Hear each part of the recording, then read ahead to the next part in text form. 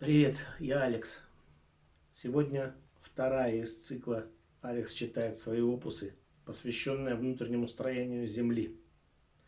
Вы же помните, как в школе нам показывали, что Земля представляет собой такой слоеную ватрушку. Сверху как такое яблоко, сверху твердая корка, потом жидкая мантия, а в середине здоровенный железное ядро и железный шар. Откуда этот шар взялся в сердце нашей планеты? Вот об этом я и хочу сегодня вам рассказать. Ну и попутно, понятно, уделить немного внимания своему любимому герою Исааку Ньютону. Я обещал уделить ему еще немножко внимания. Выполняю обещание. Итак, читаю. Ядро – чугунный гвоздь в сердце Земли. Но ведь этот железный гвоздь в сердце Земли кто-то вбил? Кто и зачем? Зачем понадобилась эта чугунная гиря? Хотите узнать мое мнение? Хотим, хотим. Кто этот негодяй? Сэр Исаак Ньютон этот негодяй. Нет, не лично, конечно. Но заказчиком, обрекшим нашу родную планету этой тяжкой участи, был он. Тот самый Ньютон. Надо пояснений? Их есть у меня. Смотри сюда. Это случилось аккурат в посередке 17 века. Вы не поверите, друг мой, но в те времена, кроме Ньютона, были и другие физики. Честно-честно. И не делайте круглые глаза. И до Ньютона, и во время его, и даже после, правда недолго, существовали другие физики. Физика называлась натуральная философия, а физики звались натуральные философы. Натуралы – естествоиспытатели. Занимались они, держитесь за стулья, естествоиспытательством. То есть они исследовали природу, пытая ее экспериментами. Садисты. Представляете? Эти неудачники тратили лучшие годы своей жизни, проводя опыты. А уже потом, на основании полученных опытных данных, мучаясь и ошибаясь, подбирали подходящую теорию. Но не таков был Ньютон. Хорош бы был наш гений, если бы тупо следовал этой устаревшей натурфилософской парадигме. Поначалу, правда, и Ньютон тоже попробовал этот метод, но быстро охладел. После неудач с изготовлением философского камня из окаменевшего помета птицы рух, и особенно после того, как сдох, не родившись, созданный им из крысиных хвостов гумункулюс. Айзек уже совсем было собрался впасть в депрессию, когда его осенило. Зачем париться, тратя жизнь на опыты, из которых гениальная теория может и не получиться? Если можно сначала написать гениальную теорию, а уже затем, не торопясь, подбирать к ней экспериментальные подтверждения из имеющихся в наличии. Ну или вновь поступающие от лузеров-естествоиспытателей. Сказано, сделано. А тут и случай представился. Научное сообщество как раз давно и безнадежно маялось без теории тяготения. Бились над ней и Декарт, и Гюйгенс, и неудачник Гук. Все напрасно. Теория, которая бы удовлетворяла экспериментальным данным, никак не вытанцовывалась. Исаак думал недолго. Он позаимствовал. Впоследствии заимствование у своих менее удачных коллег стало любимым занятием Исаака. Позаимствовал у Кеплера несколько формул, описывающих движение небесных светил. Пропустил их через свой дифференциальный интегральный аппарат и выдал готовую теорию в виде закона всемирного тяготения.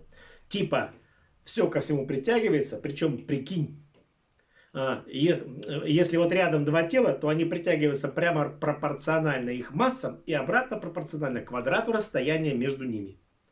Теория получилась хоть куда. Шикарная просто теория. Во-первых, слов в ней мало. Во-вторых, формулка простая. Теперь, когда теория номер 1 была готова, нужно было добыть какие-нибудь экспериментальные подтверждения. Ерунда вопрос. Нужны всего два тела и притяжение между ними. Тела нашлись сразу. Одно – пинта воды на весах, второе – земля под весами. Но для доказательства теории номер 1 требовалось как-то взвесить землю, а весов подходящих не было. Айзек опять собрался впасть в депрессию, но вовремя сообразил, что его новый метод производства гениальных теорий пригоден и в этом случае. Нужно просто придумать гениальную теорию номер 2 и использовать ее для подтверждения гениальной теории номер 1. Вторая теория для подтверждения первой тоже оказалась совершенно гениальной. Кстати, впоследствии оказалось, что гениальными оказывались все теории, которые подтверждали предыдущие гениальные теории. Для взвешивания Земли Айзек создал гениальную теорию номер 2, теорию средней плотности планеты. Для подтверждения гениальной теории номер 1 нужно было, чтобы в среднем пинта Земли весила в 5,5 раз больше пинты воды. Айзек вышел во двор, копнул с клумбы, взвесил. Упс. Пинта грязи с клумбы не дотягивала до 5,5, а веса пинты воды целых 3,5. Опять замаячила депрессия, но Айзек опять взял себя в руки и применил свой гениальный метод в 3-й раз. И создал гениальную теорию номер 3, согласно которой плотность грунта Земли возрастает с глубиной. Предлагаю вашему вниманию текст из факсимильной копии издания перевода «Начал Ньютона» от академика Алексея Николаевича Крылова.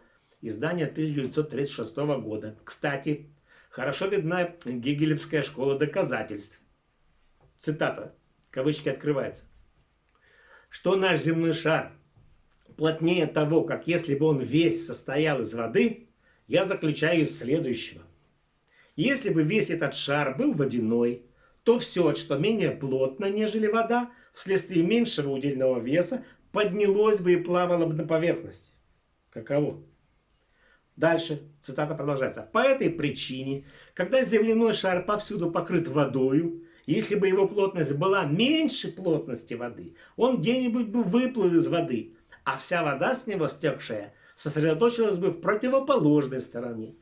В таких условиях находилась наша Земля, окруженная по большей части морями. Поэтому, если бы она не была плотнее воды, то она бы выплыла бы из воды и, соответственно, степени своей легкости возвышалась бы над водою, а все же моря стекли бы в противоположную сторону.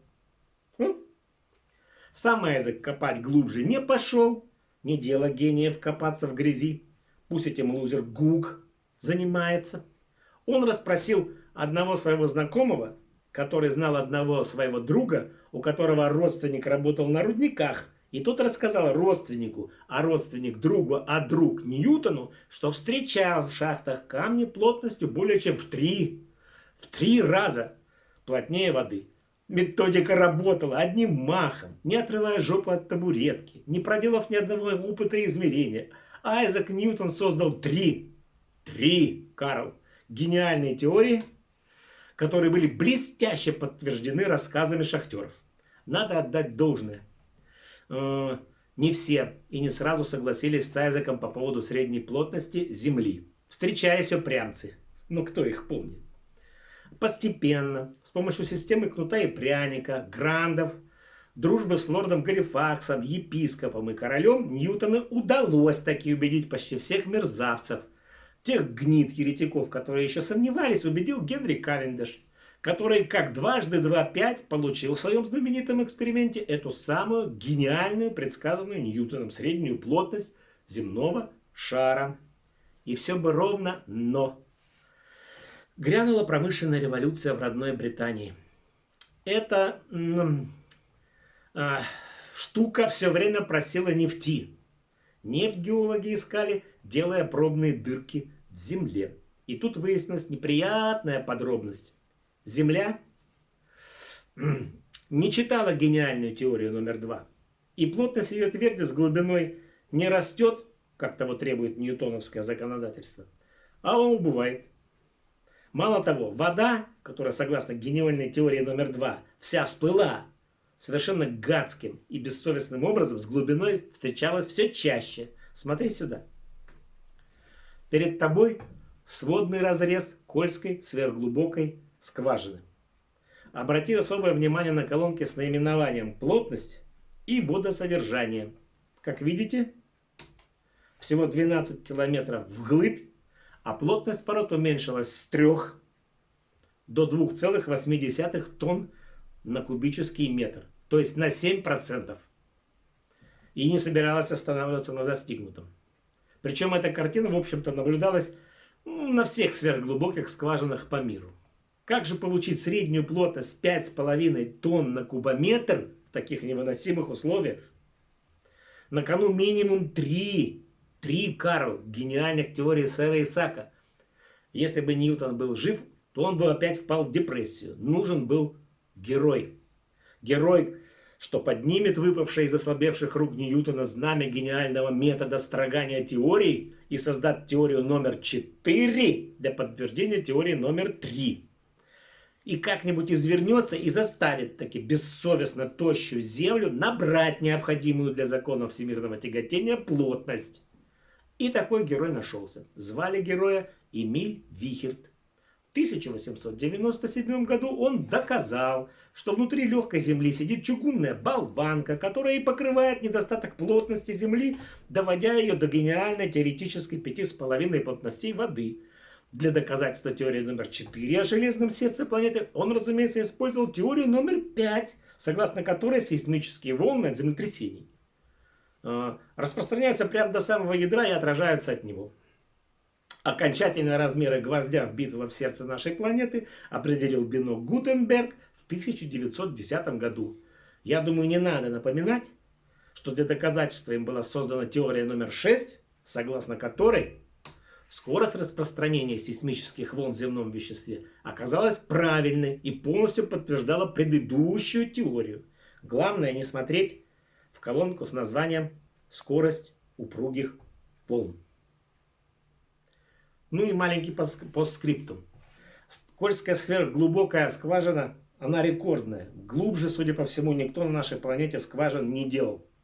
Но почему же эту скважину били именно там? Геологи говорят бить скважину. Почему эту скважину сделали именно там, на Кольском полуострове? Дело в том, что новенькая модная наука сейсмология давала в этом месте, показывала самый тонкий слой гранитов, то есть и базальтов. Короче, получалось так, что нужно пробурить всего 6-7 километров, и вот она мантия.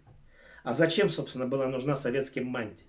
Дело в том, что в 1969 году, как вы помните, случилась неприятность. Американцы высадились на Луну и слетали на нее 6 раз. И оказалось, что к началу 70-х годов никаких перспектив обогнать, догнать и перегнать американцев в космосе не оставалось. И в Советском Союзе было принято решение, коль скоро мы не можем догнать и перегнать, опередить американцев в космосе, опередим их под землей.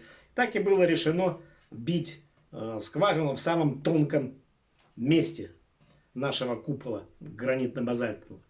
Ну вот просверлили 12 километров вглубь, но, как оказалось, все теории полетели к чертовой матери. Земля не только не становилась плотнее с глубиной, но грунт становился все более трещиноватым, насыщенность его водой не падала.